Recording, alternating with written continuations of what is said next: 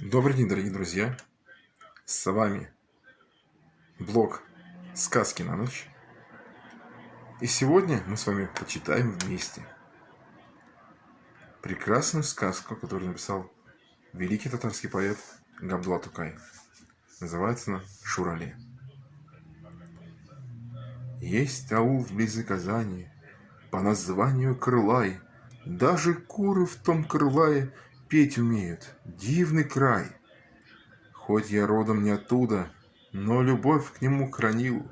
На земле его работал, сеял, жал и бранил. Он славет большим аулом? Нет, напротив, невелик. А река, народа гордость, просто маленький родник. Эта сторона лесная вечно в памяти жива. Бархатистым одеялом расстилается трава.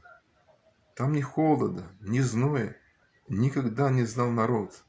В свой черед подует ветер, в свой черед и дождь пойдет. От малины, земляники все в лесу пестрым пестро. Набираешь в миг единый ягод полное ведро. Часто на траве лежал я и глядел на небеса. Грозные ратью мне казались беспредельные леса. Точно воины стояли сосны, липы и дубы, под сосной щавель и мята, под березой грибы. Сколько синих, желтых, красных там цветов переплелось, и от них благоухание в сладком воздухе лилось. Улетали, прилетали и садились мотыльки, будто с ними в спор вступали и мирились лепестки. Птичий щебет, звонкий лепет раздавались в тишине и пронзительным весельем наполняли душу мне. Здесь и музыка, и танцы, и певцы, и циркачи. Здесь бульвары и театры, и борцы, и скрипачи. Этот лес благоуханный, шире море, выше туч, словно войско Чингисхана, многошумен и могуч. И вставала передо мною слава дедовских имен, их жестокость и насилие, и усобица племен.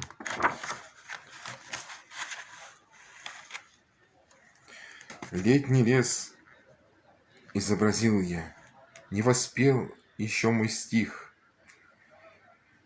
Нашу осень, нашу зиму и красавиц молодых, и веселье наших празднеств, и весенний сабантуй.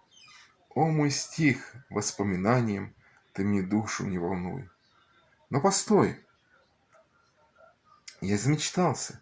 Вот бумага на столе. Я ведь рассказать собрался о проделках Шурале. Я сейчас начну. Читатель, на меня ты не пеняй. Всякий разум я теряю, только вспомню я Крылай. Разумеется, что в этом удивительном лесу встретишь волка и медведя и коварную лису. Здесь охотникам нередко видеть белок привелось. То промчится серый заяц, то мелькнет рогатый лось. Много здесь тропинок тайных и сокровищ, говорят. Много здесь зверей ужасных и чудовищ, говорят. Много сказок и поверий ходит по родной земле. И о джиннах, и о пере, и о страшных Шурале. Правда ли это? Бесконечен, словно небо, древний лес, и не меньше, чем на небе, может быть в лесу чудес.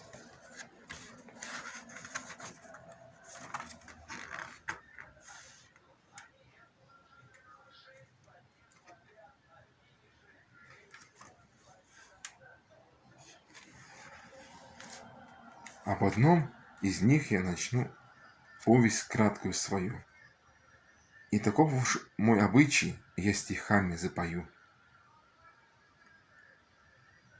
Как-то в ночь, когда, сияя в облаках, луна скользит, из аула за дровами в лес отправился джигит. На орбе доехал быстро, сразу взялся за топор. Тук-та тук, деревья рубит, а кругом дремучий бор. Как бывает часто летом, Ночь была свежа и влажна. От того, что птицы спали, нарастала тишина. Дровосек работой занят. Знай, стучит себе стучит, на мгновение забылся очарованный джигит. Чу! Какой-то крик ужасный раздается вдалеке, и топор остановился в замахнувшейся руке, и застыл от изумления наш проворный дровосек.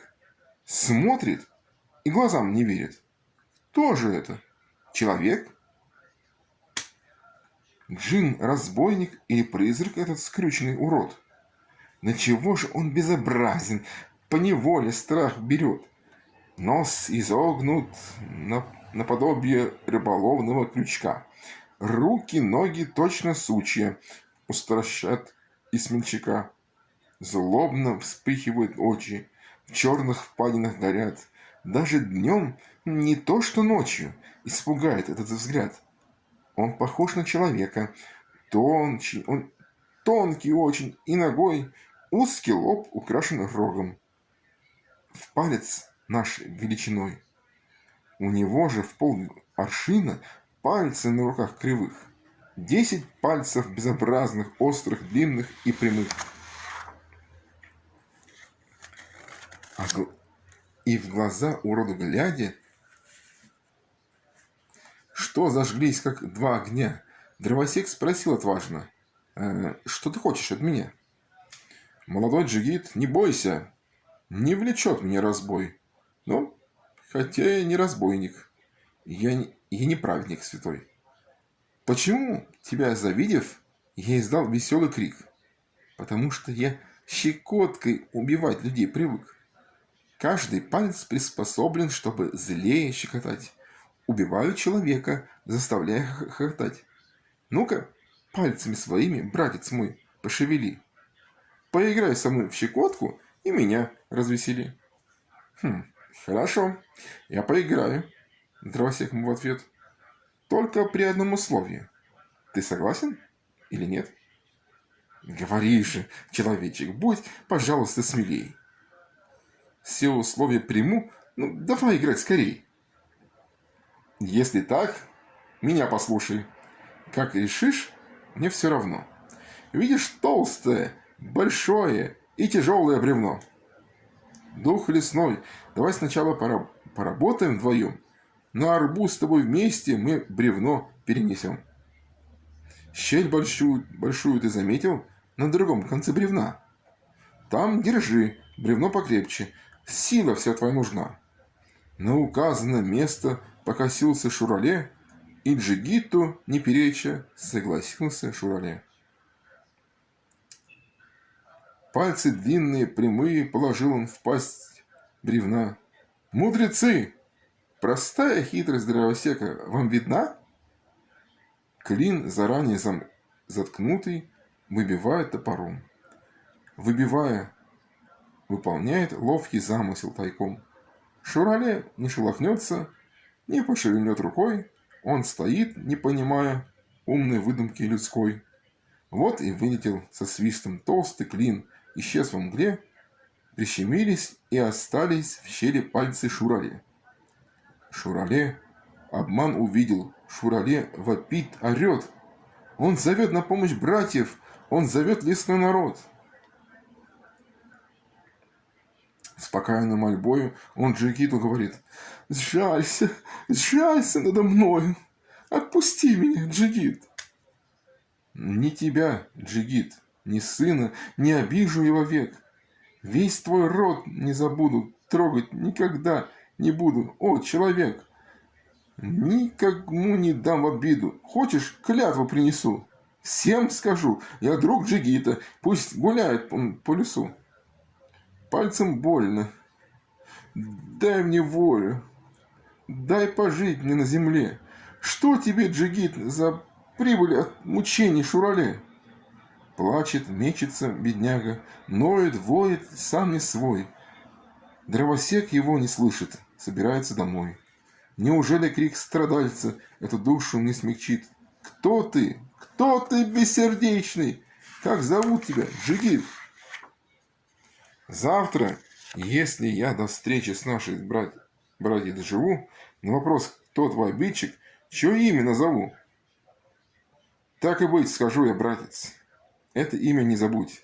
Прозван я в году минувшем, а теперь пора мне в путь.